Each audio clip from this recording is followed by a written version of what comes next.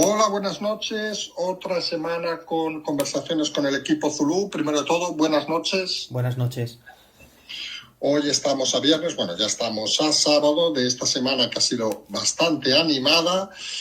Día de tranquilidad, es decir, se nota que los toques de queda han acabado, al menos en el centro de Barcelona se ve mucha actividad y vamos a centrarnos un poco en la actualidad política, vamos a centrarnos en un tema que hemos hablado muchas veces, que es el tema este de la sentencia del Tribunal Constitucional, donde en pocas palabras anula principalmente a dos personas el decreto ley que permitía a Pablo Iglesias, que ya no está en política, con lo cual le afecta poco, y a Iván Redondo, que sigue estando en política y que en pocas palabras les prohíbe participar en la comisión del CNI. ¿Qué tenemos que explicar de este tema? Bueno, realmente es un tema que la gente que nos sigue desde hace mucho tiempo y a ti en particular ya sabrá que era una cosa mucho menos importante de lo que se dijo en un principio o de lo que parecía en un principio. El caso es que el Tribunal Constitucional, con un añito y un mes largo, ha tardado en dirimir que eso efectivamente no tenía cabida en el órgano o de la judicatura, que es una ilegalidad porque ni respondía a urgencia ni a extrema necesidad. Y bueno, queda constatado de que este gobierno lleva actuando de una manera un poco torticera desde que obtuvo el poder. Que Pablo Iglesias se vaya del CNI no tiene mucho sentido porque, como bien has dicho, ya está fuera. Si bien es cierto que afecta a Redondo. Y a mí el comentario que me gustaría lanzar por parte del equipo Zulu es: esto en un país serio sería seguramente dimisión en bloque de todo el gobierno.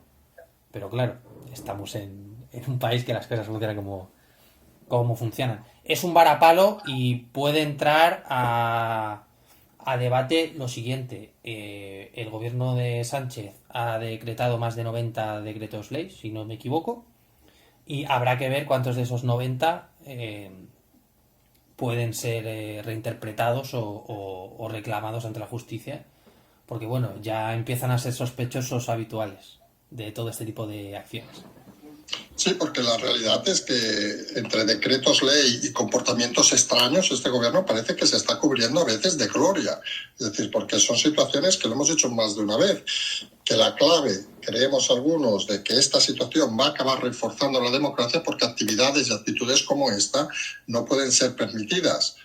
Tenemos, por ejemplo, el tema que llevamos hoy y ayer, el tema de la vicepresidenta tercera, Yolanda Díaz, un tema que hemos explicado, pero que volvemos a explicar con cuidado. Es decir, simplemente nos hemos dirigido a la vicepresidenta tercera y ministra de Trabajo y Economía Social preguntándole por la información que aparece en la web oficial de la Moncloa, donde dice que ha hecho 3 másters: recursos humanos, urbanismo y relaciones laborales. Curiosamente, también especifica que es licenciada en la Universidad de Santiago en Derecho, cosa que, por cierto, sí que es colegiada desde el 98. Pero hemos preguntado las fechas, lo más habitual en un currículum. A partir de ahí, bloqueos, insultos. Hemos ido al portal de transparencia, que esta tarde se ha quedado colapsado, curiosamente, de la petición de gente de más información, que sabemos que se puede hacer. Y todo nos lleva un poco a la ley del 2015 de altos cargos, que dice que no se puede, obviamente, que hay que especificar el currículum cuando uno entra a un alto cargo. Y aquí viene la clave, que si existe alguna mentira o alguna falsedad, es una infracción muy grave, que debe significar el cese. La cuestión que planteamos aquí es rápida. Tan difícil es decir, si no has hecho un máster, haber explicado en tu currículum que has hecho, yo qué sé, un posgrado o un curso CCC o un curso CEAC, no sé. ¿Por qué estas ganas de los políticos de edulcorar, digamos, lo que han hecho cuando no lo han hecho? Pues es un debate que estarás de acuerdo conmigo que podemos trasladar a la sociedad en general, ¿no? Sí, correcto, totalmente de acuerdo. Esa bien llamada titulitis, ¿no? Que parece ser que hay que tener carrera, hay que tener 2 o 3 máster, hay que tener una sobrepreparación. Hay gente muy preparada que solo tiene un grado o una licenciatura y no pasa nada. Si haces un máster, estupendo. Si haces un curso profesional, estupendo. Pero son esas ganas de inflar el currículum por la forma social del país. la gente joven que nos escuchará, pues se le dice que con la carrera no le vale, que tiene que estudiar un máster y luego resulta que estudia el máster y tampoco le vale para nada y todo el mundo infla los currículos. Y tú lo has dicho muy bien, si es un curso de CCC, con todos los respetos a los cursos de Sí, CCC, sí, que obviamente, son, o sea, con sí, todo respeto, o de, obviamente. como si tienes una FP, si todo es digno, lo que es indigno es decir que lo tienes si no lo tienes. ¿Qué pasa? Si te llamas Cristina Cifuentes o Pablo Casado, sale en portadas y es un escándalo. Y si eres ministra, se conoce que no tienes por qué decirlo, ¿no? Es un poco como lo del doctorado de Pedro Sánchez hace unos años. Parece ser que no se puede poner en duda según qué cosas. Oiga, si es mentira, es mentira. Y si tiene un curso profesional de lo que sea, de recursos humanos o de laboral o del tema que sea, que lo diga. Porque al final lo que están vendiendo es que está bien meter en una oferta de trabajo, en un currículum. Entonces, yo no entiendo lo de los bloqueos y esta falta de transparencia que se está sentando en el gobierno como, como algo que no les puedes preguntar, no vaya a ser que la respuesta no les guste o que la pregunta les ofenda. Yo espero que transparencia, que es verdad que no ha tenido una semana muy buena con el tema del SEPI, de Plus Ultra y todo esto, acceda a compartir el currículum y se vea, pues si, oye, si es verdad, estupendo, no hay problema, y si es mentira, pues, oye, aquí que cada uno sea consecuente con lo que hace. Sí, correcto, es lo que hemos dicho. Si es verdad, no pasa nada. Pues oiga, tampoco nos hemos equivocado. Hemos simplemente preguntado las fechas de unos másters. Es que a veces uno se queda sorprendido por ese doble rasero, porque claro, nosotros siempre explicamos una cosa que creo que compartiremos. La democracia se hace individualmente, uno a uno, todos debemos sumar. Nosotros, por ejemplo, decimos que la gente pregunte, porque para eso está la democracia, para eso está el portal de transparencia, para preguntar lo que se tengan dudas. Y obviamente, no es lo mismo un alto cargo que un diputado y obviamente con trabajador. Imagínense con qué responsabilidad podemos pedir, por ejemplo, luego, por ejemplo, el caso más claro, a los autónomos, por decir el ejemplo, de que paguen todos los impuestos o dejen de pagar los impuestos o les suban las cuotas si vemos que los políticos mienten descaradamente cuando encima tienen una ley que les obliga a no mentir. Es una situación un poco extraña, digamos, esta doble vara de medir que tienen algunos. Sí, y voy a poner un ejemplo muy ilustrativo. Es una ministra que tú has dicho que está colegiada. Imagínate que una persona dice, bueno, como la ministra miente, yo voy a decir que estoy licenciado en Derecho, ¿vale?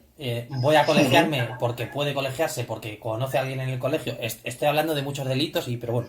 Y que Sí, resulta sí, sí. que el que te hace la casa, o el que te defiende en un juzgado, o el que te opera, o el que te receta algo, no tiene un estudio. Pues ese tipo de comportamientos de falsear lo que hace es promover en extremos, no en líneas generales, comportamientos que no se ajustan ya no a derechos, sino a la moral que se le presupone a cualquier ministro o a cualquier persona. Sí, sí, sí, estamos hablando de la vicepresidenta tercera. Luego hay la historia que todo el mundo puede pensar o puede dejar de pensar, que la tercera, y entramos en otro tema, que es hablar ya de los partidos, la función ahora mismo de Podemos, es decir, que parece claro que el refuerzo, digamos, que se está haciendo incluso desde el gobierno a la posición de Podemos, es de buscar un parapeto para evitar que haya, y es una expresión bélica que no nos gusta utilizar, que puede haber un fuego directo contra Pedro Sánchez. Parece que en su momento estaba Iglesias, parece que una vez fuera Iglesias ha habido que colocar otro muro de contención para evitar que los disparos sean directos.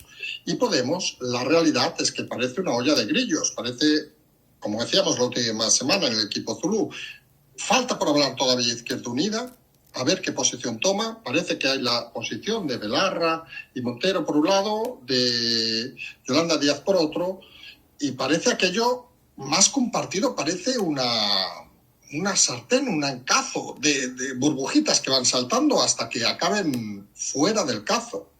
Sí, Podemos es un poco el camarote de los hermanos Marx, ¿no? En el sentido Correcto.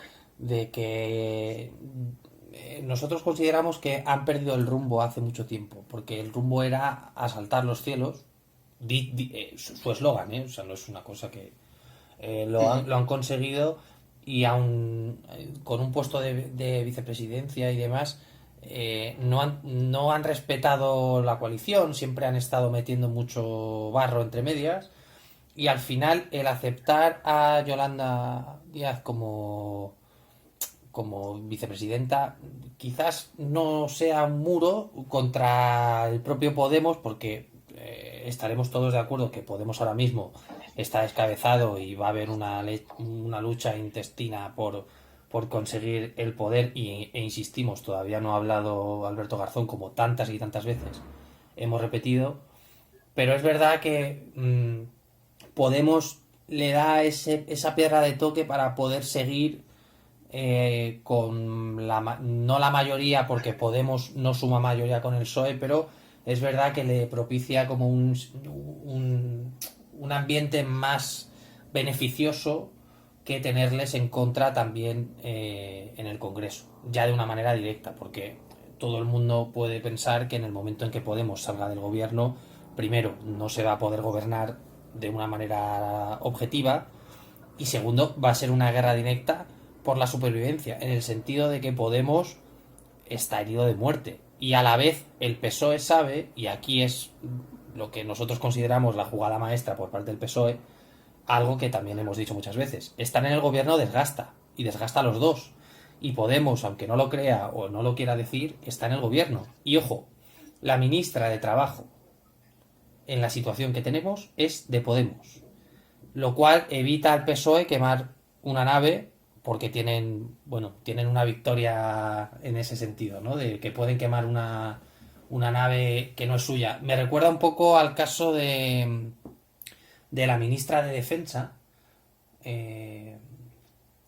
Carme Chacón, que en paz descanse, que tú recordarás que hubo una época que se hablaba mucho con Pedro Sánchez de que iba a ser la candidata, y dejaron que se quemase para que uno siguiese adelante. En el caso de Podemos ahora mismo en Moncloa es eso. Podemos sabe que está desguazado, absolutamente. Cierto. Hablando de partidos desguazados, vamos a hablar un poquito de Ciudadanos, que hace mucho que no hablamos de Ciudadanos. Hoy se ha hablado de si podría ser una incorporación en ese supuesto giro, ¿saben? Aquello que hablamos del 0 al 10, en ese supuesto giro del PP, intentar mantenerse en el 4 o 5. Recordemos que Ayuso se puede mover en el 5, 6, 7, o sea, en una versión más amplia. Yo ya había movimientos desde Feijóo apostando por una gran coalición, y luego movimientos que parecen querer acercar a Rivera, que, recordemos, dijo que no volvería a la política, e incluso en algunos medios se habla de fichar a Inés Arrimadas por el PP. Hombre, no sé qué le parece al equipo Zulu, cuántos votos puede aportar Inés Arrimadas al PP. A veces da la sensación de que Casado se rodea de los perdedores para intentar levantar un poco la cabeza y no sumirse, digamos, en el anonimato. Sí, esto responde a un tema, yo creo, más de personalidad, como mencionas, pero cualquier persona que esté siguiendo la actualidad y haya seguido la actualidad política en los últimos 10 años, voy a decir, sabrá que Inés Arrimadas, yo creo que en el PP actual y en el futuro no va a tener cabida ninguna. Sobre el tema de Rivera, el espacio natural al que se ha ido trasladando el PP ha sido al centro, porque la parte conservadora o el partido conservador que se ha erigido en los últimos años, 2-3 años, ha sido Vox. Entonces, para no quedarse entre dos aguas, que se me entienda la expresión, obviamente tiene que ir al centro y recoger ese voto que le deja Ciudadanos. Que, ojo, Ciudadanos, sobre el papel a nivel nacional, Ciudadanos y el PP tampoco distaban demasiado en los programas electorales. Quizás en algún tema más espinoso, pero en líneas generales se podría decir que Ciudadanos no está muy alejado en el plano económico, por ejemplo, que siempre es la joya de la corona de los populares. No estaban muy lejos de pensar. Y obviamente hay un caladero de votos, mucho se va a quedar huérfano, pero el PP consideramos que está siendo inteligente en esa estrategia de recoger. Albert Rivera es difícil que vuelva a la política, dicho por él y porque tiene una situación que vive muy cómodo y la gente tiene que entender que ser político no es precisamente la panacea.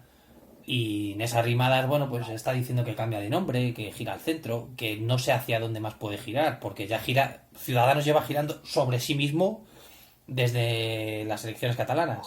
Edmundo Val, cuando publicó el Tribunal Constitucional la sentencia que mencionábamos antes, dijo que ellos habían denunciado.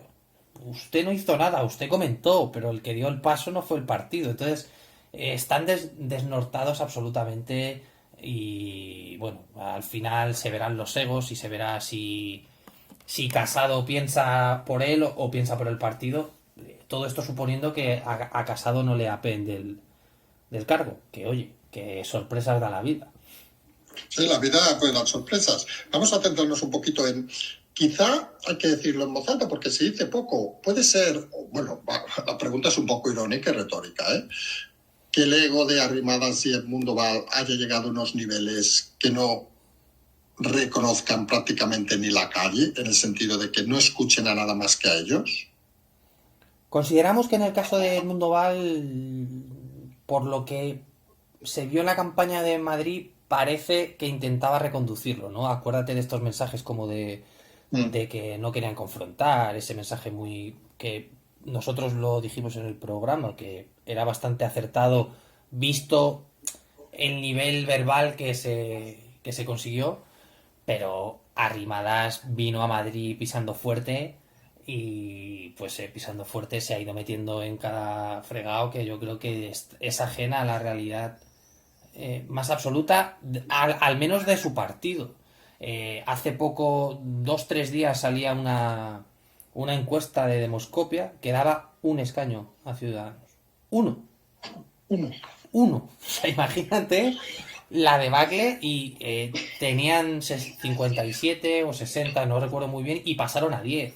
Entonces, Ciudadanos, un poco estamos viendo como el fin de esos partidos que nacieron pues o hace 10 años o hace un poquito más como fue Ciudadanos y que al final parece ser que el bipartidismo se vuelve a abrir paso entre tanto ruido, así que veremos qué pasa.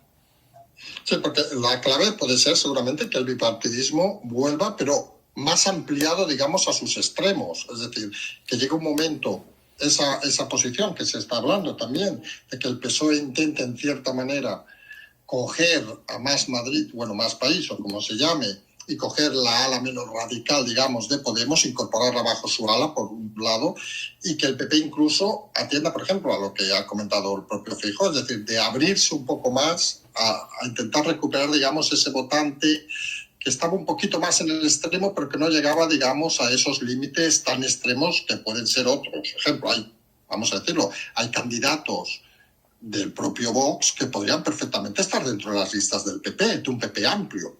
Claro, al final han tardado mucho tiempo en entender el papel importante que tenían los partidos nuevos.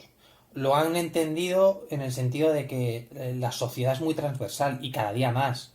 Y el PSOE y el PP obviamente no pueden quedar anquilosados en ese pasado de los 90 donde había dos partidos muy marcados y una sociedad que había una distinción clara. Ahora hay mucho gris, ¿no? No es blanco y negro, es mucho gris. Entonces, por supervivencia del partido, hay que ampliar el espectro. Pero eso es bueno para la democracia, porque al final consigue que haya una representación, consigue que la gente se vea representada, que quiera participar de la política. Y lo hemos dicho alguna vez, todo esto de la pandemia va a llevarse a mucha gente por delante y va a llevarse muchos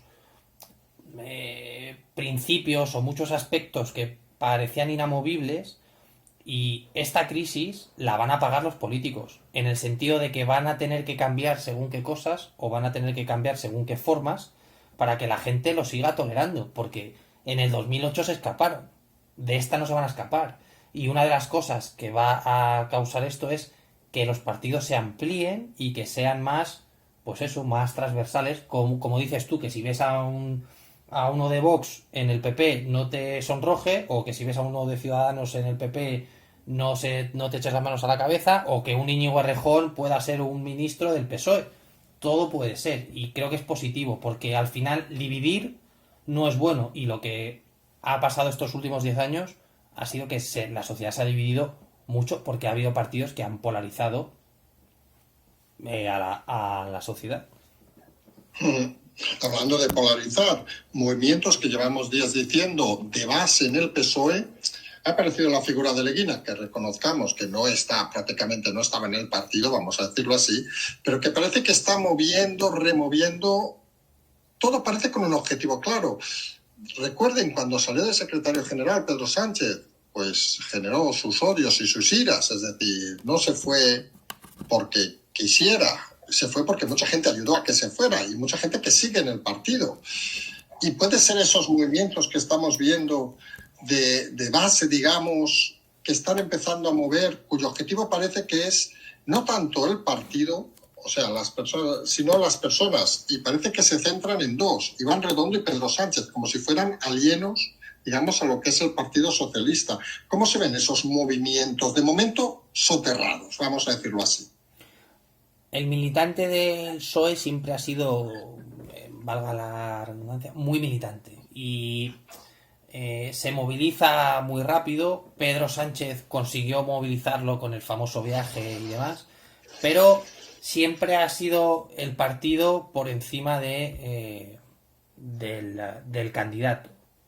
Estoy pensando en un candidato que hubo en los 90, que no recuerdo el nombre ahora mismo, que fue cuando perdió la mayoría absoluta con Aznar. El PSOE siempre ha tenido esa capacidad de quitarse de en medio a quien le hacía pequeño. Lo aupó a Zapatero y se lo quitó de un plumazo. Aupó a Tomás Gómez y se lo quitó de un plumazo. Cuando un tipo como Miguel Carmona dice que va a perder el PSOE a nivel nacional miles de votos, hay que hacerle caso, porque el PSOE ahora mismo está gobernado por la ejecutiva de Sánchez, por Iván Redondo, y ven todo en campaña electoral. Pero si en el PSOE hay una cosa que se respeta son a los varones, ¿no? A la gente de provincia y a la gente histórica. Cuando habla Felipe González, todo el mundo escucha. Entonces, es verdad que Leguina no ha sido, o no es alguien que hay mucha gente que ni siquiera conocerá o ni se acordará porque hace 26 años que fue presidente de la comunidad, pero sigue teniendo peso su palabra, igual que la de Felipe González. Y la militancia se está moviendo porque quiere que gobierne, como es lógico por parte de un militante de un partido, que gobierne su partido. Si no, ¿para qué estás en un partido? Y los movimientos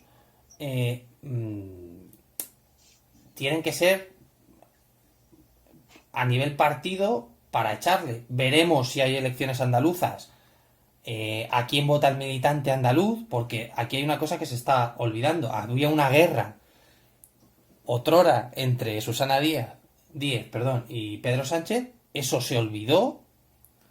Y ahora que hay rumores de que en Andalucía puede levantarse un poco tempestad por el tema de Madrid, Susana Díez se va a querer presentar a candidata del PSOE. ¿Qué pasa si saca un 95% de votos en el PSOE andaluz para que se presente? Es un aviso a navegantes, me refiero a Pedro Sánchez, para las próximas elecciones, que veremos cuándo son. Entonces, hay un terremoto, ha habido un terremoto en el PSOE por las elecciones de Madrid, y puede haber réplicas que pueden acabar afectando al núcleo duro, que en este caso es Iván Redondo y Pedro Sánchez.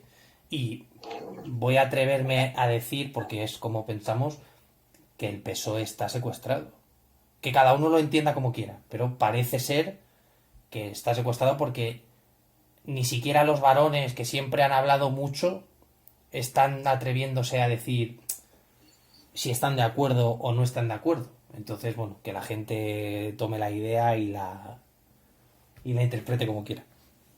Sí, la realidad es la que es. El candidato aquel, si no nos equivocamos, era Almunia en las elecciones del Almunia, 2000. gracias, efectivamente, Sí, gracias. sí, sí, que un personaje que ha pasado desapercibido. Totalmente. Seguramente muchos oyentes dirán quién es Almunia. Joaquín Está Almunia, la sí, Wikipedia y pueden leerlo allí. efectivamente. Y sobre el PSOE realmente parece que luego de las guerras o derrotas, digámoslo así de claro, Galicia, País Vasco, Cataluña, Madrid, pues se está hablando de dos elecciones, como bien has dicho, Andalucía, y como hoy se rumoreaba también la Comunidad Valenciana. Parece la sensación de que es como, vamos a otro ejemplo bélico, que están rodeando la Moncloa con pérdidas continuadas en cada feudo, porque claro, no han ganado en ningún lado de momento. Imagínense que en Andalucía, aparte con el tema de las primarias entre Díaz y Espadas, Espadas el candidato del partido Panteneros de Sánchez, que también perdiera en unas primarias Espadas, pues pondría una situación cuanto menos complicada, porque da la sensación de que gobierna Sánchez con un partido, como indica, secuestrado y alejado un poco de la realidad. Nos da el recuerdo, es como lo que querían hacer ese ataque a Ayuso de, imagínense, que lo hemos dicho también esta semana, que hubiera llegado a efecto el pacto traído a partir de Murcia y que ahora Aguado estuviera presidente de Madrid, cuando los votos dan claro que nadie lo quería. Pues imagínense si vuelven a perder elecciones, no sé si estoy dando una vuelta muy larga, para acabar explicando de que la situación estamos viendo a un Sánchez como si fuera un Aguado cualquiera en el gobierno actualmente. Y más si hay elecciones donde vuelva a perder, Valencia o Andalucía. Yo lo explicaba hoy de una manera, con una frase, pero creo que es el resumen perfecto, que es ten cuidado con lo que deseas. ¿Por qué? Porque llegó al gobierno, quiso Murcia, pensó que lo tenía hecho, deseó hacer la jugada esta tremenda que hizo, le salió mal, ha perdido Madrid, ha empezado un terremoto que se puede llevar por delante mucho, mucho, mucho, incluido al propio Sánchez, porque tú lo dices. Cataluña ganó Illa, pero no tiene, parece que no tiene capacidad de gobernar. De gobernar. En Andalucía, independientemente de ese duelo a nivel partido, parece claro que va a seguir gobernando la derecha. Abrir la plaza de Valencia, de la Comunidad Valenciana, perdón, a unas elecciones es agitar una bomba y a ver qué pasa. Eh, por eso digo, hay que tener cuidado con lo que se desea, porque en este caso han querido tener tanto que igual se quedan sin nada. Y la pregunta clave y maliciosa, ya saben que hasta hacemos al equipo Zulu preguntas maliciosas a veces. ¿Quién pronunciaría esa frase de ten cuidado con lo que deseas? ¿Sánchez o Redondo? ¿Quién manda? Yo creo que esa frase. Yo creo que esa frase. Bueno, es maliciosa, ya no, lo sabemos, no. pero. Yo creo que esa frase no la dice ninguno, pero retrata a los dos. Y me explico. Esa frase se aplica cuando hay gente como estas dos personas que se juntan, que encajan, pero que pierden lo que tú has dicho, la perspectiva. Entonces, ¿quién ha dicho, por ejemplo, la frase ten cuidado con lo que deseas? Ayuso la semana pasada. Por ejemplo, porque cuando tú pierdes el norte y piensas que controlas todo y piensas que eres el más listo y piensas que te mereces lo más, empiezas a cometer errores. Entonces, de ahí la frase de ten cuidado con lo que deseas. Puestos a decir entre los dos quién lo dice, pues te diría que es una frase muy de Redondo, ¿no? Que es como muy de serie de televisión. Pero es un fallo de cálculo. Al final estarás de acuerdo conmigo que si Murcia no se hubiese movido, Ignacio Aguado seguiría de vicepresidente de la Comunidad de Madrid. Entonces, sí, o incluso de presidente, pero pues, si hubieran Sí. maniobrado de otra manera. ¿Qué pasa? Pero lo que está claro, sí. Han querido correr tanto y tener tanto que al final se pueden quedar sin nada. Es que es un tema tan básico como eso. Sí, porque está claro que hasta dentro de la Moncloa queda claro que Murcia ha sido un gran error. Sí, aquí se olvida que eso fue un tema de Redondo, de Ábalos, y del propio presidente, que recordemos que no solo lo acepta, sino que toma la campaña de Madrid como suya, que así le ha ido al pobre Gabilondo. Entonces, en Moncloa se sabe, los que son en Moncloa funcionarios que no dependen del partido, o sea, quita a 1.200 personas, quítalas de la ecuación, ¿vale? piensan que es un error. Incluso dentro de esas 1.200, seguramente un 90% piense qué cojones, y con perdón, hemos hecho. Porque tú no puedes ir a un avispero y moverlo. Murcia, que estaban a su bola, que no sé qué, de un ayuntamiento, de un jardín, ha provocado... O sea, si lo vemos en perspectiva y cuando pase el tiempo, seguramente haya sido el movimiento en la historia política de España del top 5 más torpe de la historia. O sea, sin ningún género de duda. Sí, sí, creemos algunos que cuando de aquí 10, 15 años se haga un resumen de estos años, de todos estos años, nosotros decimos que Murcia, incluso nosotros a veces tenemos que elevar las cosas, digamos, a un nivel superior, pero decimos que Murcia ha sido casi el final de la transición, es decir, en el sentido de que ha sido un fallo tan histórico, un Totalmente. fallo que llevaba un barco que iba navegando tranquilamente, porque, insistimos, si no hubiera pasado Murcia, tendríamos a Iglesias todavía aquí, haciendo sus cosas. Si no hubiera pasado Murcia, el gobierno seguiría diciendo vacunas, vacunas, y seguiría teniendo ese paseo tranquilo por una mar plana, una mar llana, digamos, y de golpe Murcia se metió en una tempestad, en un avispero, como bien dices, y todo cambió. Y la frase, creemos que la historia acabará diciendo, y lo decimos con todo respeto para los murcianos, ¿a quién cojones le importaba Murcia? Porque es que al final es eso, es un antojo. Parece aquella chica que dices, me antojo con esa chica, yo qué sé, porque es que no tiene mucho sentido. Ha sido un poco como el iceberg del Titanic. Tú ibas tan tranquilamente de fiesta pensando que eras el mejor barco, que eras indestructible, y te despistas un momento y uy, ¿qué ha pasado? Pues ¿qué ha pasado? Que te las han dado por todos lados. Así de... Vale, nos vamos ahora a otro sitio donde dan por todos lados y donde es difícil intentar hacer análisis, que es Cataluña, que ya hemos dicho más de una vez que ha pasado de ser la locomotora, ahora ya es confirmadísimo que es el vagón de cola. En fin, hay mil cosas, no vamos a entrar en detalles, pero en cuanto a la política, pues parece que ayer había pacto, hoy parece que no hay, mañana yo que sé qué pasará, todos temerosos de las elecciones, porque parece claro que en caso de unas hipotéticas elecciones en Cataluña la abstención va a subir a ritmos vertiginosos.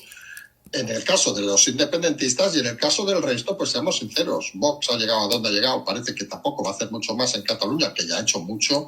El PP desnortado, sin candidato, que nadie sabe dónde está. Ciudadanos, ¿qué vamos a decir de Ciudadanos en Cataluña? Parece que todos perderían en unas elecciones y parecería hacer unas elecciones, jugársela casi a tirar los dados, a ver qué sale, porque con una baja participación pueden haber sorpresas. Sí, yo creo que en Cataluña nadie sabe y nadie entiende qué pasa. Si fuera un país, que no es una broma ni va con segundas, ¿vale? Pero voy a sacarlo como si fuera un país. Ahora mismo podríamos decir, quizás nos equivocamos, pero es nuestra opinión, que en caso de ser un país sería un estado fallido en el sentido de que es ingobernable. Porque entre ellos, incluso los independentistas, se ponen unas condiciones y hacen unas cosas que no tienen sentido. Que si no nos presentamos juntos, que si te voto, si me cedes no sé qué consejería. Yo creo que ya el ciudadano catalán está harto de ir sinceramente, está harto de ir a las urnas. Como tú dices, si hay unas elecciones que, hay que decirlo, a esta hora parece ser que es lo que va a pasar.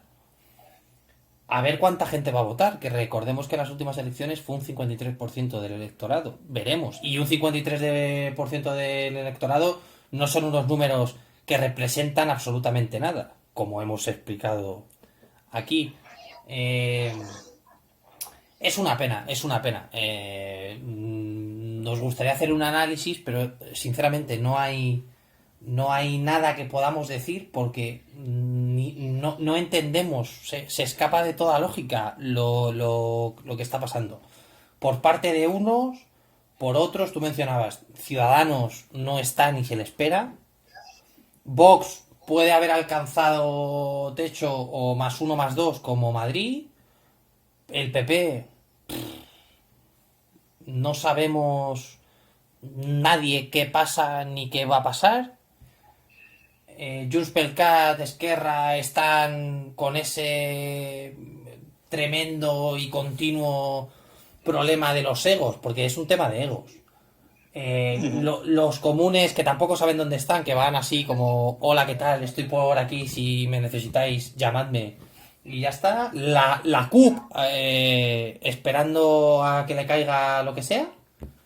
Entonces, no sé, es un tema que yo creo que los que vivís en Cataluña tampoco entendéis, porque es algo que escapa de toda lógica. O sea, ya no es una cuestión de partidos, es una cuestión de lógica. Han pasado 84, 85 días, creo, ¿no? Desde las elecciones. Sí, sí, sí. No, si es una cuestión, incluso te lo diría así con franqueza, Barcelona, desde Cataluña, que es que aquí no hay ni ilusión, ni efecto Ayuso, ni efecto nada. No hay ni efecto Gabilondo. Mira, ¿por qué te voy a decir? Hasta generaría más ilusión Gabilondo seguramente que cualquier candidato que haya aquí. Con lo cual, qué bajo hemos caído. Pero es que esa es la realidad. Yo creo que se ve muy bien con que ha habido una noticia de que Laura Borràs era la presidenta del Parlamento. Una de que Puigdemont exigía X, que tampoco se sabía muy bien el qué. Otra que se decía que el PSOE se podía juntar con los comunes y con el que le apeteciese, pero que... Y nada más, o sea, que en 3 meses ha habido 3, 4 noticias contadas con los dedos de una mano sobre la formación de gobierno. Bueno, luego lo aderezas todo con un poquito de la cárcel, del constitucional, Sí. de tal, y ya está. Está paralizado. Hay una comunidad autónoma que tú decías que era la locomotora, y lo era de verdad. Que está paralizado por ya una lucha casi de egos y de yo valgo más que tú, por no decir otra cosa. No sé, es algo muy triste y obviamente hay un desencanto. Pero vamos, es obvio porque es un proceso que se está alargando mucho en el tiempo, que parece ser que ya la gente está empezando a tener claro que no va a ningún lado, ni por el uno ni por el otro, y que solo trae caos y descontrol. Y la gente ahora no necesita ni una cosa ni la otra. Nosotros pensamos que como haya elecciones en Cataluña, ojo el PSOE, que el efecto Illa a ver cómo ha quedado, podemos estar hablando de que la participación baje del 40%. Muy probablemente. Cuidado, ¿eh? Y luego sumas que la principal locomotora de Cataluña, Barcelona, pues que hasta el tribunal tumba el plan de hoteles de Colau y se avecinan, lo leíamos ayer, demandas millonarias al ayuntamiento, que son de esas cosas que vamos a reflexionar antes de entrar en las preguntas, que a veces uno piensa de la gravedad de la situación. Imagínense que lo que ha pasado es que se ha anulado, digamos, un plan del ayuntamiento que impedía hacer hoteles, con lo cual los hoteles desde el 2017 que hubieran presentado su plan, digamos, y han sido tumbados, pueden pedir hasta el lucro cesante por no haberles autorizado. Claro, eso se va a plasmar en unas demandas, por lo que estuvimos viendo ayer, contra el propio ayuntamiento. Y algunos decimos, ¿vamos a pagar los barceloneses? ¿Por qué no paga Ada Colau de su bolsillo? O los que han gobernado. La responsabilidad de la política, que a veces no se entienden, que no existe. Porque bien que si fuera una empresa privada, exigirían al administrador o al director el dinero de su bolsillo. ¿Por qué a un político no? Ya sé que es una reflexión así... Es una reflexión muy buena porque al final el político juega con el dinero de los demás y juega Correcto. con las ilusiones de la gente. Estarás de acuerdo conmigo y es una opinión personal y del equipo porque Barcelona era una maravilla y desde que llegó la señora Colau, que no va con ánimo de ofenderla personalmente, es una realidad, está destrozada y tú lo preguntas, ¿por qué no hay responsabilidad política personal? Porque vivimos en un país que lamentablemente no hay ni siquiera una responsabilidad política real de que tú prometas algo, y creo que hay una pregunta en esta dirección, y no lo hagas y pagues. Aquí el político no es accountable, no sé decirlo en español, que no es... no responde de lo que no hace, ¿no?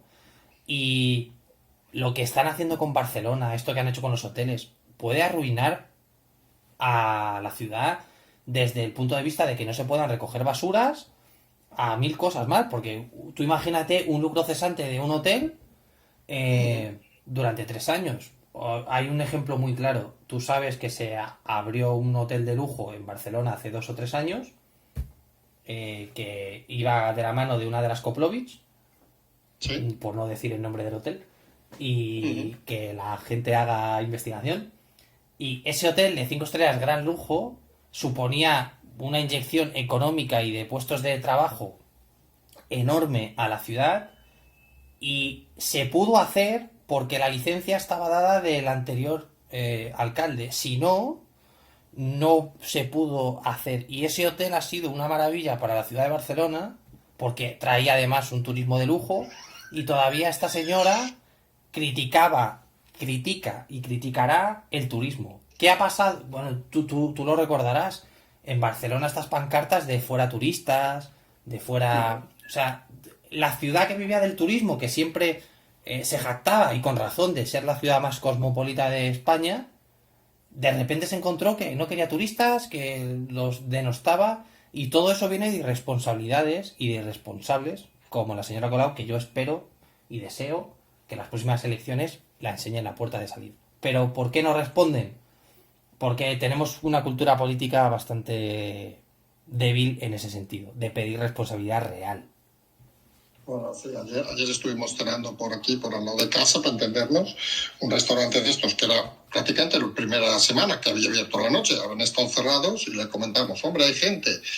Y está bastante lleno, ¿eh? Nos decía, sí. Dice, pero ¿cómo recuperamos un año como este? Imposible, absolutamente imposible. Correcto. En el fondo me decía con tristeza, dice que qué lástima. Dice, y obviamente no había, así que había algunas mesas de turistas, porque se han empezado a ver ligeramente turistas, pero que nos paseamos por el centro, cogemos el metro, nos movemos, todavía hay infinidad de hoteles tapiados que parece que nunca van a abrir. Y esa es la triste realidad de la Barcelona que algunos hemos nacido, que algunos queremos y que a algunos nos da mucha pena. Si te parece, vamos con las preguntas de hoy, ¿vale? Las tenemos ya todas aquí. Y empezamos con la actualidad política en las elecciones de Madrid y los efectos que ha traído, que en consecuencia. Empezamos, si te parece, con la primera, que nos dice, ¿cómo es de fuerte y estable el voto que Ayuso ha llamado como prestado? ¿Es un voto a largo plazo o volverá a su hábitat natural? No, perdón. La pregunta me está limitado. ¿Cómo de fuerte y estable es el voto que Ayuso ha llamado prestado? Hasta aquí. Fuerte es en el sentido de que recoge mucho votante de Ciudadanos, que se queda huérfano, pero ojo con interpretar unas elecciones en una situación como la actual de pandemia e intentar extrapolarlas a un escenario normal en el sentido de normalidad y de otro gobierno. Si contamos, por lo menos así es como lo hacemos nosotros, ¿cómo es de fuerte y estable? Pues entendemos que según la situación actual, hasta las siguientes elecciones para la Comunidad de Madrid, que recordemos que son en 2 años, 2023, el voto va a permanecer. Pero es verdad que Ayuso ha bebido de fuentes que no le corresponderían en principio. La siguiente pregunta nos lleva a algo que hemos hablado hace un momento. ¿Sería una buena idea desde el punto de vista del análisis adelantar elecciones autonómicas? Se sobreentiende que estamos pensando en Andalucía y Valencia, en este caso, aprovechando el efecto Ayuso en una o varias comunidades de forma simultánea donde el PP sea fuerte para hundir moralmente más a la Moncloa. Podría referirme de nuevo al ten cuidado con lo que deseas, pero es verdad que si hablamos del tema de Andalucía, parece ser que Ciudadanos podría quedar desaparecido del teatro de votos de Andalucía, pero bueno, es como todo, son decisiones que se ajustan a una situación muy, muy, muy, muy, muy determinada. Es verdad que todos los datos nos indican que la situación de Andalucía ha mejorado en los últimos tiempos, pero volvemos a tener un problema que PP y Ciudadanos parece ser que han firmado una tregua en el caso de Castilla y León y de Andalucía, y todo hay que tenerlo en cuarentena. Andalucía yo creo que hay que darle un poquito de tiempo a que madure. Sobre todo va a depender de cómo esté la situación a nivel Partido Socialista en Andalucía.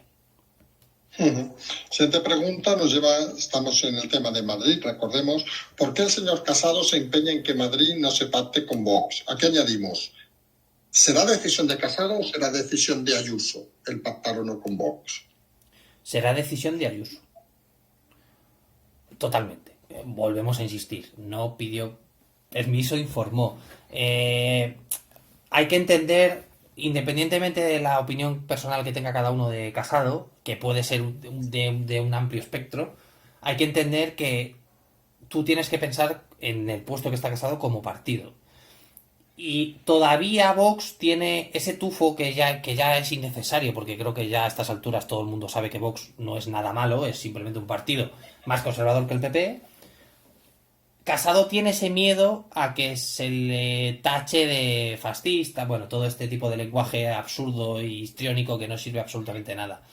Pero Ayuso sabe la realidad. Ella misma dijo que preferiría gobernar sola. Ojo, puede gobernar sola porque la suma de las tres de izquierdas no la supera. Y obviamente Vox no va a votar en contra para que se tengan que repetir elecciones. Lo dijimos la semana pasada. Entendíamos que Vox se merece algo, sobre todo por la campaña que ha hecho. Y Casado puede pensar lo que quiera, pero al final Madrid tienes que soportarlo. Y ojo, un acercamiento PP-Vox les beneficia a los dos. Realmente. Al menos en Madrid. Luego a nivel nacional ya la cosa cambia. Pero ese es el problema de Casado, no de Ayuso.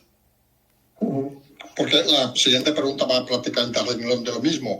¿Pactará Díaz Ayuso con Vox en Madrid a pesar de las reticencias de Casado? Es prácticamente lo que has estado explicando ahora. Si ella puede conseguir, y esto es información, que Vox no entre, lo va a hacer. Ojo, que eso puede significar hacer guiños al programa de Vox, como acortar consejerías, diputados o ciertos temas relacionados con la educación o con la sanidad, lo va a hacer. ¿Por qué? Por evitar juntarlo. Pero ella sabe, es consciente de que, bueno, en caso de que ocurra, no va a ser nada malo. Pero, insistimos, va a haber guiños hacia Vox para poder gobernar sin ellos. Siguiente pregunta nos lleva las declaraciones de repulsa hacia Sánchez de dirigentes como Leguina. ¿Deben tomarse como un toque de atención a Sánchez o se quedarán en nada como los movimientos que en su día hizo Felipe González? Bueno, cuidado con los movimientos de Felipe González, que siempre hay que tenerlos en cuenta. Ya lo hemos dicho. Siempre los carga el diablo, podríamos decir. Siempre. En el caso de la militancia del PSOE, ya lo he dicho, es una militancia muy militante. Cuidado con este tipo de acciones con Leguina y demás que se pueden volver en contra a nivel interno del partido. Que de hecho, muy rápido, el ministro de Cultura, por ejemplo, no entendía el asunto con el escritor de la que le querían dar la medalla de la comunidad. Es decir, dentro del propio PSOE de Madrid, que el ministro de Cultura y Deporte pertenece a él, ya empieza a ver ese tipo de comentarios de, oye, ¿qué narices estáis haciendo? Se os está yendo de las manos. Así que cuidado con estos movimientos. Siguiente pregunta. ¿Hay alguna información en el seno de Podemos sobre qué líder prevalecerá? Si Yolanda Díaz, Ione Belarra o algún otro. Como hemos dicho, falta ver los movimientos todavía de Garzón. Bueno, esto es la pregunta del millón un poco en la izquierda, ¿no?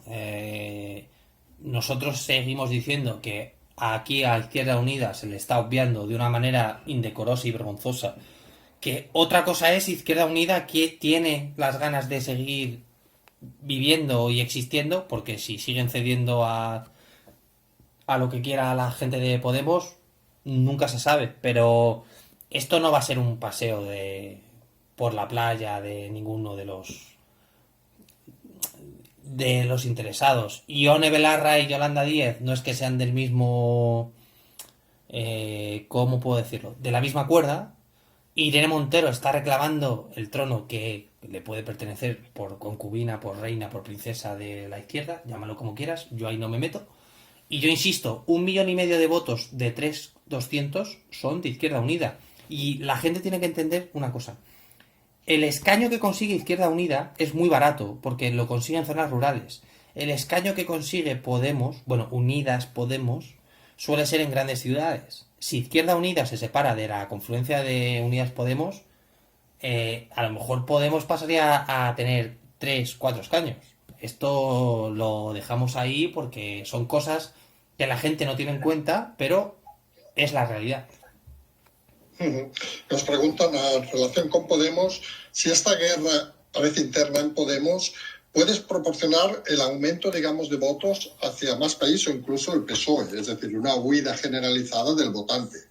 Nosotros pensamos que esa huida del votante acabaría huérfana. ¿Por qué? Porque el PSOE no termina de tener muy claro hacia dónde está tirando, en el sentido de extrema izquierda, izquierda, centro, centro izquierda, todo esto. Y Más País, lo dijimos en el programa del 5 de mayo, si bien en Madrid tenían mucho tirón por el tema de Carmena y demás, a nivel nacional, si nos atenemos a los resultados de las últimas elecciones, no es que tengan una representación lo suficientemente relevante. Entonces, estos son este tipo de temas que tenemos que tener en cuarentena porque no sabemos muy bien hacia dónde va. Siguiente pregunta, está muy concreta. Sabiendo que el impuesto a sucesiones y donaciones está bonificado al 99% y patrimonio no existe, ¿tendrá Ayuso margen de maniobra fiscal para mantener los impuestos así y poder seguir con otras rebajas cuando Sánchez está imponiendo un sablazo a las clases medias? Bueno, como es un tema muy complicado, voy a reducirlo mucho, mucho, mucho. Estas competencias están dadas por el gobierno. Para cambiarlas tendrían que modificarse, vamos a dejarlo en un número de leyes orgánicas, que supondrían que varios partidos afines al gobierno actual tendrían que votar que sí. Estoy pensando en los partidos catalanes y en los partidos vascos. Eh, Sabiendo que tienen o que quieren tener una independencia económica y una importancia a nivel de Hacienda de poder hacer lo que ellos quieran, esto se plantea muy muy complicado. Es decir, el PSOE está lanzando un farol que veremos cómo le sale, porque puede encontrarse que sus socios de gobierno, no en el sentido de Podemos, sino Bildu, PNV, todos los partidos independentistas, le digan, no, no, no, yo quiero mi independencia a nivel de Hacienda, a mí no me toques los impuestos de sucesiones, ni de donaciones, ni nada. Ojo, aquí habría que entrar a debatir la legitimidad del impuesto de patrimonio y de donaciones, pero voy a dejarlo ahí. Nos vamos con otra pregunta curiosa. Ahora que algunas encuestas, porque recordemos que las encuestas no dan diputados, las dan las elecciones, ponen al PP como primera intención de voto y con una mayoría absoluta, sumando con Vox, UPN y Foro Asturias, ¿sería viable una moción de censura contra el gobierno de coalición con independencia de quien la presente? Sí, pero no. Lo explico. El artículo 113.4 dice que los signatarios que han presentado una moción de censura previa no pueden presentar otra segunda para evitar que se realicen continuamente. En este sentido fue Vox, por lo que si lo firman un 10% de diputados de cualquier otro partido podrían presentarlo. Estamos hablando de 350 diputados, lo que supondría 35. Esto entendemos que a día de hoy solo lo podría presentar el PP, solo. ¿Sería viable? Sí. ¿Va a pasar? Posiblemente no. Siguiente pregunta. ¿Creen que Moreno Bonilla adelantará las elecciones de Andalucía a la vuelta al verano o seguirá empeñando en su estrategia con un Ciudadanos en caída libre? Es un momento que interesa ahogar al enemigo, al contrincante, y la situación en Andalucía nosotros consideramos que está lo suficientemente tranquila a 15 de mayo o 16 ya. No, a 15 de 14, 15. 15, perdón, de no convocar elecciones. Insistimos, todo depende de la guerra interna del PSOE. Si es verdad que el PSOE a nivel interno puede plantear una oportunidad, obviamente se convocarían. Pero, insistimos, ten cuidado con lo que deseas. Nos vamos ahora a lo que deseamos algunos, la Unión Europea. Cambiamos un poco de tercio enlazando con lo que decimos. Primera pregunta sobre la Unión Europea. Ahora que se ha cancelado el contrato de la Unión Europea con AstraZeneca, ¿qué vacuna nos pondrán a los más jóvenes que no hemos recibido ninguna dosis? ¿Qué será de los que ya se pusieron de los que ya se pusieron la primera y que ciertamente no parece que se vayan a poner la segunda? Bueno, creo que sé quién pregunta esto. Yo también, ¿eh? Sí. No lo sabemos porque no lo sabe nadie. Aquí es una situación que todo el mundo está intentando entrever. Por los datos de vacunas se entiende que va a ser Pfizer o Janssen, pero no se sabe. En el caso de los que tienen la primera dosis, parece ser que todo indica que se va a seguir el modelo a nivel europeo de o poner solo una o otra, en este caso Pfizer. Pero a los jóvenes, en principio, cuando llegue, que a saber, posiblemente por número de dosis que hay, será Janssen o Pfizer. Se te pregunta, teniendo en cuenta que todos los países abordan una rebaja fiscal, salvo España, ¿podría Europa reconducir la política fiscal del gobierno presionando para que bajen los impuestos, para aumentar la recaudación y que ese dinero del rescate se devuelva a la mayor brevedad posible? A ver, teóricamente sigue existiendo una determinada autonomía de los países para tomar según qué decisiones. Pero aquí la Unión Europea ha inventado unas recomendaciones que ellos titulan Strongly Recommend, que es como, oye, yo te recomiendo encarecidamente que hagas esto o que hagas lo otro. Véase Grecia en 2011, 2012. Obviamente esto tiene que ser un acuerdo por lo que Europa va a querer recuperar cuanto antes. ¿Puede presionar? Sí. ¿Cómo? Los hombres de negro, la inflación, que ciertas políticas no salgan adelante. Por poder presionar puede. ¿Cómo? Bueno, esos son los entresijos del sistema. Se te pregunta sobre Europa. Europa, se entiende, nos dice el oyente, exige recortes y reformas de diversa índole. Pensiones, funcionarios, ¿no tienen potestad para exigir que se reduzca tanto el gasto político y de las administraciones paralelas? Tienen potestad en cuanto a las condiciones del propio préstamo, pero obviamente si la Unión Europea tuviese potestad real de obligar a modificar, por ejemplo, cómo funcionan las administraciones o cómo están organizadas, no estaríamos hablando de una Unión Europea, estaríamos hablando de un país. Entonces realmente no hay esa capacidad. Una pregunta que realmente también nos gustaría saber a nosotros, lo decimos así claramente. ¿Podemos ver en algún sitio las exigencias reales que hace la Unión Europea? ¿Alguien las sabe? Aquí hemos añadido a nosotros. Las saben, las sí. Reales. A ver, te puedes hacer una idea cuando esté firmado y el dinero se dé. Realmente no se sabe. Estoy pensando en Grecia, realmente de una manera de poder verlo en un documento.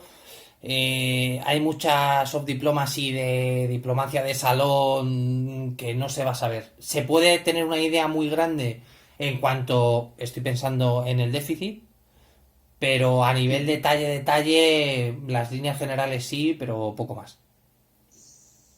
Vale. Nos preguntan ahora si hay alguna información acerca del panorama político catalán. Estamos entrando en el tema de Cataluña. Un poco lo que hemos comentado, y si se prevén o no nuevos comicios electorales. A la vista de los acontecimientos, pensamos que sí. Si de repente se deciden poner de acuerdo, pues bienvenido sea y poco más. Pero a fecha de hoy sí se prevén nuevos comicios. Vale, y nos preguntan lo que nos contestó antes. ¿Qué fuerza política cree que podría fortalecerse o desgastarse? Yo hago un inciso aquí. Nosotros insistimos, con el equipo Zulu también, de que realmente lo triste sería que si hubiera elecciones, quien se va a reforzar es la abstención. Eso parece que es inevitable. Y a partir de ahí, pues que tiren bolitas y que salga lo que sea.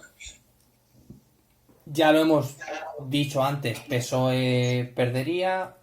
Los independentistas posiblemente perderían apoyo, Ciudadanos pues, ni está ni se le espera, y bueno, lo que hemos comentado. Sin más. Nos vamos a preguntas sobre el PSOE, que tenemos esta semana algunas. Una muy concreta, vamos a leer entera. Hace unas semanas le pregunté, dice el oyente, si Sánchez colaboraba con la entrada de ilegales africanos. Ustedes respondieron que no. Entonces, ¿cómo es posible que sigan entrando y aumentando cada día? Pues mira, muy fácil. Y voy a poner un ejemplo que se va a entender muy, muy fácil.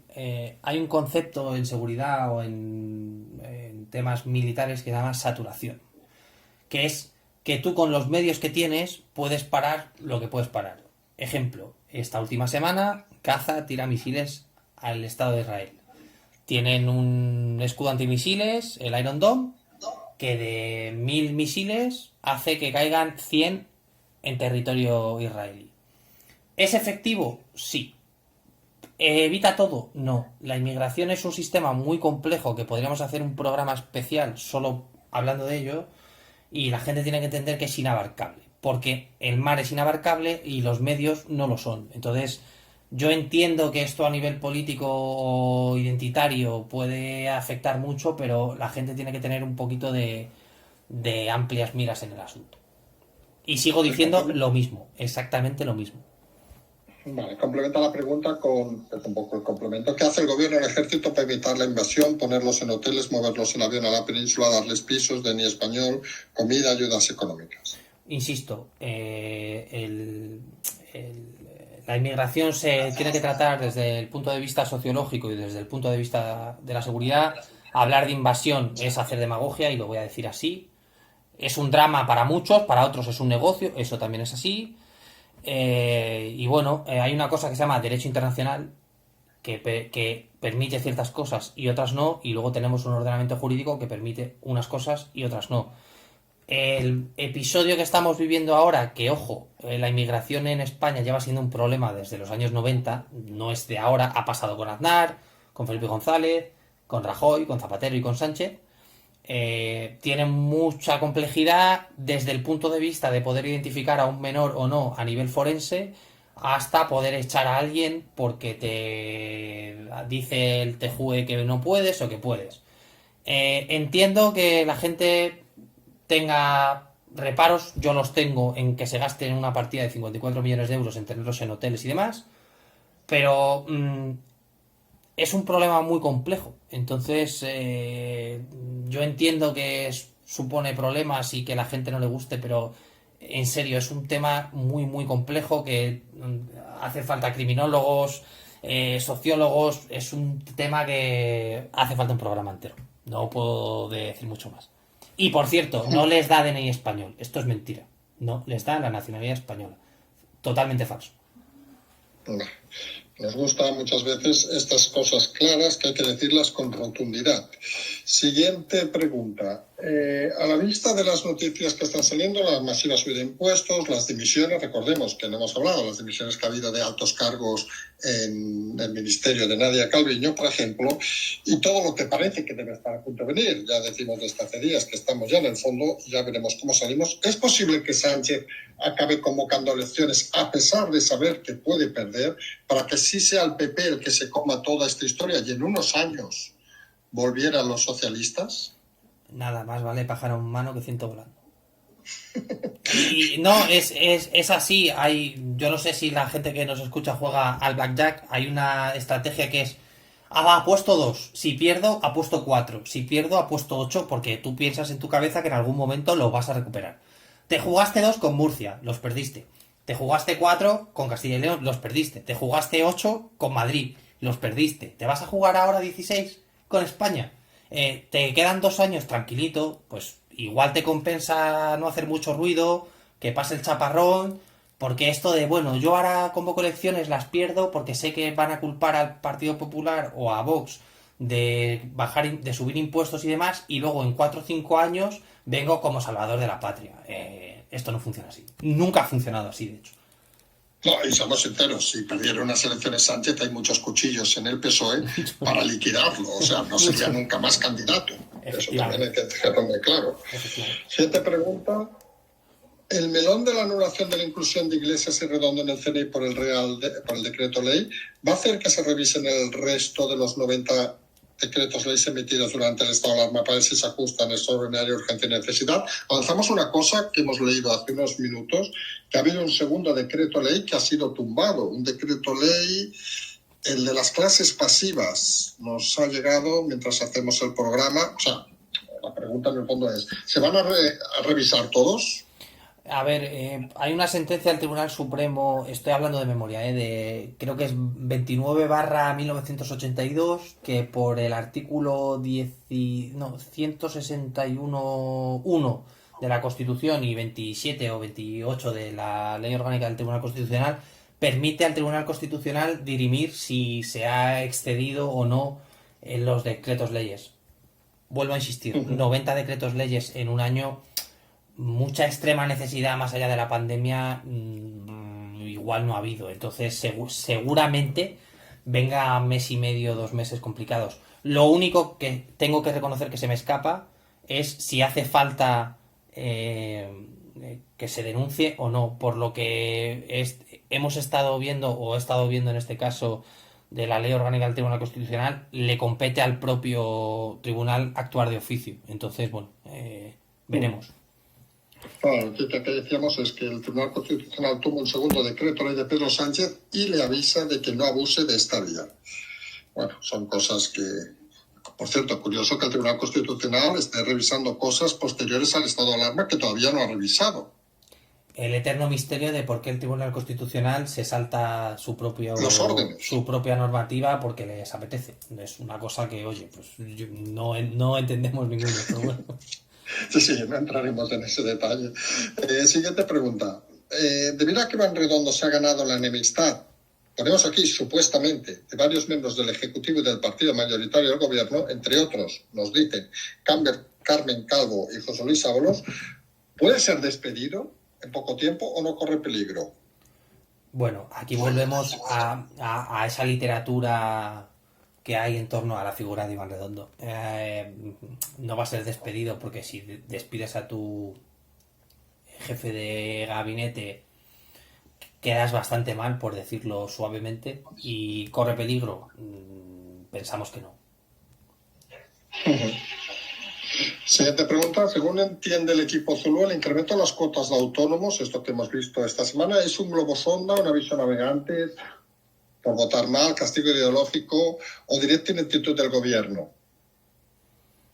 Desconocimiento e ineptitud de algunos del gobierno, cuidado, porque esto ni siquiera se ha hablado con los agentes sociales y parece más ineptitud o ese globo sonda un poco por catar cómo está la situación, pero en principio esto hay que dejarlo en cuarentena porque como esto salga, es el fin del gobierno Sánchez, absolutamente. Siguiente pregunta. ¿Están en Moncloa más tranquilos desde que se decidió poner a la vicepresidenta como muro de contención a Sánchez? Bueno, como hemos dicho antes, que este de muro de contención al final es un tema de supervivencia del PSOE, no de Podemos. Podemos lo abraza y lo disfruta porque se lo ha encontrado, pero hasta ahí. Vale. Siguiente pregunta, esto un poquito más larga. La ley del clima aprobada por el gobierno, sobre la cual Yolanda Sánchez debía tener importantísimas inversiones comprometidas, hasta 200.000 millones y contratar 250.000 trabajadores, suponiendo esto es un coste por puesto de trabajo de 800.000 euros. ¿Esto cómo se come en un escenario político, social y laboral destruido? ERES, ERTES, 30% de paro real. ¿Dónde van a subir todos los impuestos? ¿Se machacarán a los autónomos y a las empresas? Bueno, voy a ponerle un tono de humor. Esto es como cuando el cuñado habla de datos así al tuntún en Nochebuena, que dice muchos números, muchos datos, muchos porcentajes, mucho tal, y realmente no está diciendo nada. El tema de los trabajos de la economía verde, que es esto de la Agenda 2030 y todo esto no son solo trabajos ecológicos que tengan que ver con el medio ambiente, esto afecta incluso a fondos de pensiones, fondos de inversión, SICAP, o sea que es una cosa que no se han molestado en explicar porque es muy difícil de explicar para la gente común. Con la Agenda 2030 va a pasar como con los objetivos del milenio. Del dicho al hecho hay un trecho. Tú puedes prometer ahora 200.000 millones de inversión, que ya te digo yo que es imposible que ocurra. O sea, no va a pasar. Otra cosa es que mueva 200.000 millones. O sea, no es lo mismo que haya una inversión que genere 200.000 millones, porque, por ejemplo, esto de la sostenibilidad, como he dicho, afecta a los fondos de inversión, a la SICAV, a la nueva regulación que se está negociando en estas semanas, y eso genera un beneficio al Estado porque genera un mercado. Pero esto es lo típico que suena muy, muy, muy raro, que el que lo cuenta parece muy, muy interesante, pero que significa nada. Entonces, esto Vamos, no tiene en importancia. resumen, que Yolanda Díaz es la cuñada de las fiestas de Navidad.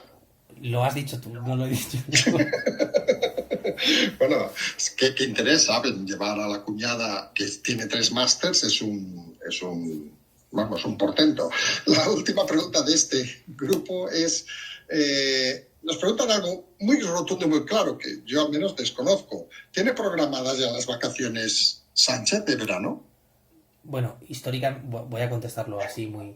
Históricamente siempre se ha ido a las Marismillas y a la Mareta en Lanzarote, no Sánchez, sino todos. Se fue el año pasado de vacaciones. Todo hace pensar que este año el hombre necesitará su descanso. Otra cosa es que moralmente sea aceptable o no. Creo que es obvio. Ujú. Pero bueno, creo que está... Montó en Lanzarote una pista de baloncesto, ¿no? ¿Puede ser? O no, o fue Zapatero quien la montó.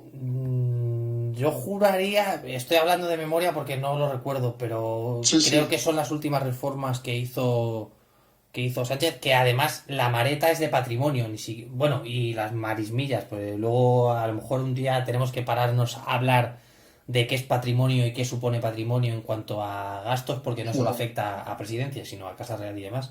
Pero bueno, que el hombre tiene derecho a ese de vacaciones en agosto, que es cuando el Congreso cierra, por hablar en términos coloquiales. Se fue el año pasado que la pandemia estaba superada, pues este año supongo que se irá, pero bueno, esos datos se hacen públicos en fechas cercanas, pero por cuestiones de seguridad pues se intentan Ujú. mantener. Sí, porque una curiosidad, y no, yo es que lo desconozco, ¿eh? Un edificio como ese, La Mareta, por ejemplo, está cerrado todo el año y solo puede ir, supongo también has dicho, Su Majestad, no sé, un ministro, supongo, de vacaciones, o son edificios, no sé si la pregunta es muy absurda, ¿eh? Es decir, es una cosa cerrada, y oiga, que viene mañana el presidente, vamos a limpiarlo y hay que arreglarlo. O es una cosa que tiene un gasto continuado. A ver, un gasto continuado Desconozco, ¿eh? Las No, no, instalaciones si son es una, grandes o es una pequeñas. pregunta muy buena. Gasto continuado tiene porque es un mantenimiento como puede tener cualquier casa. La decisión depende de patrimonio, que es el que estipula si se puede hacer un uso público o no. Patrimonio es el que gestiona el Palacio Real, que tú puedes ir a visitarlo mañana. Entonces, Ujú. lo único que bueno, que como son casas, estoy pensando en Miravent y todo este tipo de cosas, son propiedades del Estado, que es el propio patrimonio el que decide cómo se abre o no se abre. Lo que pasa que es verdad que se entiende que la Mareta o las marismillas, que son residencias, pues no estén abiertas al público porque, bueno, además a nivel de seguridad, como comprenderás, puede generar Ujú. problemas al ser sitios que se visitan una vez al año. Entonces, bueno, por evitar problemas, que además la gente tiene que saber que el equipo que mueve presidencia de base, porque es presidencia o Casa Real, cuando van a estos sitios es tremendo. Entonces, bueno, hay que entender que ciertas cosas también van con el carro. Sí, porque, por curiosidad, ¿eh? Una cosa supongo es ir a un viaje, que se mueven X personas, pero cuando te desplazas 15 días, supongo mueves un equipo de gente, no sé si centenares de personas debes mover, Sí, que porque hacen, entre comillas, las mismas vacaciones que el presidente. Quiero decir, que se desplazan al mismo sitio, no de vacaciones, entiendo, sino a trabajar, pero que tienen que dormir, por ejemplo, no sé si allí sí, en un hotel o lo que no, sea. No hablo de la seguridad, no. obviamente, que supongo son las fuerzas más de la comunidad o la provincia, aparte de la gente más cercana, obviamente, del entorno de seguridad. ¿Eh? Pero todo lo que son asesores y todo eso, ¿se desplazan también y se están los 15 días en Lanzarote? En cuanto a, En general, ¿eh? en cuanto a asesores como tal, no. Es verdad que un día, si quieres, podemos enumerar exactamente qué significa un convoy de presidencia o de Casa Real. Es público, Uh-huh. no es nada reservado. Pero obviamente todos esos guardias civiles, esa Policía Nacional de GOES, de GEOS y demás, se tienen que mover. No solo es el coste de las vacaciones del Sí, sí, presidente, por eso. sino todo lo que lleva. Entonces, estamos hablando de que el dispositivo es mucha gente, pasa las 100 personas seguro. Y bueno, es eso. Yo entiendo que son cosas que se deberían evitar en tiempos así, que de hecho se han evitado en tiempos así. Estoy pensando, Rajoy se iba a su residencia en Galicia y oye, aquí no pasaba nada y movía muy poca gente porque, bueno, por otras circunstancias. Pero claro, son gastos que corren de la administración, del presupuesto del Ministerio de la Presidencia, pero cuidado que estamos hablando de millones. Claro, aquí a veces nos preguntamos o pensamos si algún día se llegará a ver en este país, por ejemplo, escenas como Merkel comprando en un supermercado. Parece que aquí es bastante inviable. No creemos que vaya Sánchez o su mujer al supermercado, al Mercadona, a comprar cada viernes. El día que pase, estaremos en un momento de la democracia estupendo y maravilloso. Aquí hemos visto alguna foto de Pablo Iglesias comprando, Sí, sí. pero yo lo he dicho siempre, un presidente tiene que ir a tomarse una caña, un café, donde le apetezca. Entiendo a nivel de seguridad que supone una dificultad y demás, pero aquí tenemos todavía la sombra de la ETA de que había que ir con mucha gente y demás, y si ha cambiado todo porque ahora son tus socios de gobierno, pues igual no necesitas 80 escoltas. Ahí lo Eso ha dejo. sido irónico. Ahí lo Es dejo. la ironía, mantener la seguridad cuando pactas con los que te querían matar. En fin, Efectivamente. cosas que pasan. Vamos a la última sección de miscelánea, que hay apenas 4 o 5 preguntas. La primera, ¿creéis que la mejora sanitaria por la vacunación y los datos de contagio supondrá que empiece a haber manifestaciones, concentraciones de sociedad civil, plataformas, pone sindicatos? Yo aquí echaré unas risas, para denunciar la gestión. ¿Cómo afectaría esto a la Moncloa? Bueno, como dices, los sindicatos ni están ni se les espera. A ver, a nivel socioeconómico se entendería no se entendería, perdón, que no hubiese ningún tipo de respuesta por parte de la ciudadanía. Si bien es cierto que estamos en un momento que a nivel psicológico nosotros consideramos que se necesita un respiro, ¿no? Que la gente necesita tomar distancia y esto se va a ver en que a lo mejor las manifestaciones que podrían estar pasando ahora, que por ejemplo hay una el sábado en Madrid, en la Puerta del Sol, no sean tan generalizadas porque la gente primero necesita situarse otra vez y ver a sus abuelos y sus tíos y sus primos y lo que sea. Uh-huh. Pero obviamente va a tener una repercusión. También hay que decir que la delegación de gobierno, la que sea, incluida la señora de Madrid, que parece muy despierta ella, se va a ajustar a no, es que hay pandemia y no podemos permitir una manifestación. Muy probablemente, pero vamos, que va a pasar, va a pasar. Por cierto, hablando de Mercedes González, la delegada de gobierno en Madrid, que es una persona muy despierta, nos pareció muy gracioso eso de tener un máster en Washington. Parece, no vamos a preguntarlo porque esto está fuera, digamos, del guión, parece los másters de Casado, A de ver, primeras. hay una cosa, yo te lo digo porque es un tema que conozco. Hay unos cursos que serían como los cursos de la Complutense aquí en España, que la gente se va 3 semanas. Pues hay unos Uh-huh. cursos que son intensivos, que pues se suelen hacer en la costa este, en las universidades de la Ivy League. Estoy pensando en Georgetown, que por ejemplo está en Washington, que Uh-huh. internacionalmente tienen mucho caché, pero no deja de ser un curso intensivo de 3 o 4 meses. Entonces hay mucho experto por ahí en ciertos temas que se ha pasado un mes y medio, 2 meses en una universidad de la costa este y ha pagado 12.000, 15.000 dólares y lo pone en el currículum de que ese experto tiene un máster y luego es un curso como de la Complutense. Pero bueno, yo lo digo para que la gente sepa un poco Sí, sí. cómo Y no está el estamos asunto. pensando en nadie, En obviamente, no nadie, en estamos nadie, en pensando en nadie. ningún experto en concreto. En nadie, por favor. No, no, que la gente a veces se piensa que decimos las cosas con algún chascarrillo. No, no Nada, nada. estamos pensando en nadie. Es la casualidad que nos ha hecho ligar la palabra experto con cursos de 15 días que luego venden como másters. Efectivamente. Curioso. Que por cierto, gente de esta, a mí hay unas cosas, y hago un inciso rápido, que me sorprende. Tú que dominas el inglés, no entraremos en detalles. Gente que resulta que pone en su currículum que ha hecho másters en Estados Unidos y luego no sabe hablar inglés, prácticamente, que es muy curioso. Bueno, el problema está que la gente que te hace la conversación la entrevista en inglés, que tiene un C2, no lo tiene. Entonces es como lo que mencionábamos antes de Yolanda Díaz del máster, de que si tienes un curso, ponlo. Es esa titulitis de por poner que tienes un PhD en Georgetown, ya te van a dar trabajo. Esto al final son tonterías. No tienes por qué ser bilingüe y tener un acento perfecto para hablar un idioma, y eso es igual que estudiar 3 semanas en Florida no te hace tener un máster. Son estas confusiones del mundo académico español que nadie entiende y muchos odiamos, pero bueno, es parte del juego y de la picaresca tan española. Así que tampoco... Exacto, no hay que olvidar que Lazarillo nació por aquí. En fin, Efectivamente. vamos a las 3 últimas preguntas. Una muy concreta que no sé si os extenderéis o no. ¿Es cierto que el ejército francés lleva al menos 2 años preparándose para una guerra civil? A mí la pregunta me ha sorprendido, pero no sé, yo la paso. Bueno, voy a intentar reducirlo mucho. Preparándose no. Hay gente que ha avisado del riesgo de guerra civil en el país galo, que es una cosa que el DGSI, que es la Dirección General de Seguridad Interior, que sería el CNI a nivel nacional o la Brigada de Información de la Guardia Civil y Policía Nacional, viene avisando. ¿Por qué? Porque la idiosincrasia francesa es muy determinada. Hay un concepto sociológico que son los banlieues, que son barrios muy desgastados, donde población francesa de primera generación no hay, son todo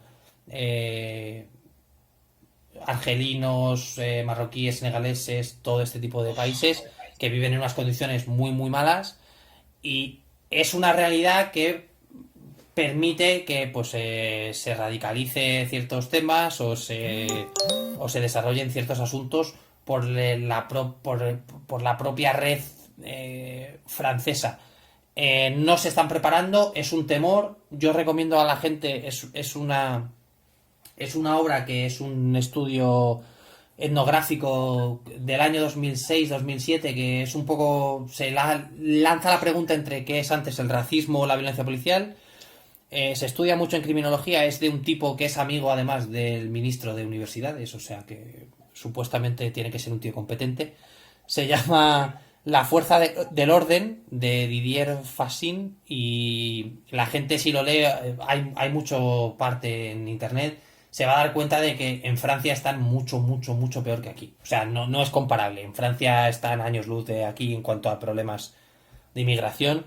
Y obviamente hay militares que se preocupan porque, ojo, es su profesión. Entonces, bueno, esto se ha sacado de madre por temas políticos y poco más. Muy bien, nos dicen la siguiente, penúltima pregunta ya. ¿Cuál es la principal, una pregunta genérica, preocupación actual del ejército español? Suponemos se refiere a si es Marruecos, si es... Vaya usted a saber qué. Por hacerlo muy rápido, y voy a ser muy contundente, la principal preocupación del ejército español es la obsolescencia del propio ejército español. Vale. Vamos, que piensan que no pueden hacer nada, que llegará un momento que no pinta nada un ejército, en pocas palabras. No solo eso, sino que quitando el Isaac Peral, que hay que decir a la gente que nos consta que mucha gente no lo entiende, pasamos a ser la élite a nivel militar mundial porque tenemos un submarino, que puede parecer una cosa muy nimia, pero solo hay 8 países, 9 que lo tienen. ¿Sí? Solo. Vale. Sí, que es una cosa que tú dices un submarino y dices, eso lo tiene cualquiera. Y no. Y de hecho, va 15 años tarde. Los narcotraficantes tenían submarino. Sí, bueno, pero esa gente tiene dinero que la Armada Española no tiene, Carlos. Entonces, al final pasa eso. No, pero en cuanto a equipos, en cuanto a modernización de infraestructuras, de equipamiento, hay mucha preocupación en ciertos sectores, en la Armada, por ejemplo, y bueno, es un tema que el día que la gente entienda que defensa tiene que tener una financiación importante porque supone mucha mejora para la democracia, pues supongo que se encontrará una solución. Una pregunta concreta antes de la última pregunta que me ha venido a la cabeza ahora, que es es una exageración porque no parece que vaya a pasar. ¿España tiene un escudo como tiene Tel Aviv si mañana alguien decide tirar 200 misiles a Sevilla, Barcelona o Madrid? No. Por no entrar en detalles, hay unos sistemas que se llaman SAM que hacen la labor del escudo del Iron Dome de Israel, pero una estructura como tal, así, solo existe en Israel. Hay capacidad y capacitación para parar algún tipo de lanzamiento de misiles, no solo en España, sino en Afganistán, que acabamos de abandonar, o en Irak, pero la tecnología que hay en Israel es única de la zona. O sea, no es una cosa que se pueda replicar. Una fragata tiene el sistema, hay aviones que tienen el sistema, pero una región como tal, o sea, la gente tiene que entender que el tema de Israel es algo, un state of the art, es algo que es algo único, es algo que está fallando porque, ya lo hemos dicho, lo están saturando, pero eso como tal es único del Estado israelí. Pues nos vamos a la última pregunta, que es un poco como un resumen casi de todos estos días. ¿Qué herramientas tenemos los votantes para obligar a los políticos para que hagan lo prometido en campaña? Es una pregunta. Yo lo mismo, ¿eh? Es una pregunta que. Sí, es una pregunta que lo hemos estado debatiendo y lo he mencionado antes. No hay ese accountability en el político español ni casi en el ciudadano español, ¿no? Como que siempre intentamos echar balones fuera. No hay herramientas ninguna salvo votar y votar lo que no, pues al contrario. Tenemos una administración que no es efectiva, que es muy grande, el político no está para servir sino para servirse, y esto se cura con cultura política. No hay herramientas. Ojalá hubiese una ley que dijese: si usted dice en el programa electoral X y no lo cumple, le ocurra tal. No existe. Es una pregunta que cualquier idea que digamos es una idea peregrina y que no se va a poder llevar a cabo. Entonces me gustaría responder otra cosa, pero es imposible. Pues si les parece, damos las preguntas por acabadas. Nada, un par de cuestiones. Una anecdótica que te voy a preguntar ahora, que se ve que es una última hora. Sabes que las últimas horas son muy traidoras siempre en este programa. Pero bueno, yo es que me estoy riendo, porque la estoy viendo. Puigdemont ha denunciado, ojo, que le han robado la placa de la Casa de la República que había en la puerta, en Waterloo. Pobrecito. ¿Está el CNI detrás? Pobrecito. No, supongo que estará alguien con mucho más sentido del humor que el señor Puigdemont y se ha querido quedar con el recuerdo. No sé, son este tipo de cosas, de llamadas de atención que yo creo que yo lo he leído y digo, no sé si se tiene que decir o no, pero bueno, yo creo que es momento simpatía que nos ofrece Puigdemont alguna vez, que para eso también lo tenemos, que hacer el payaso y hacernos reír.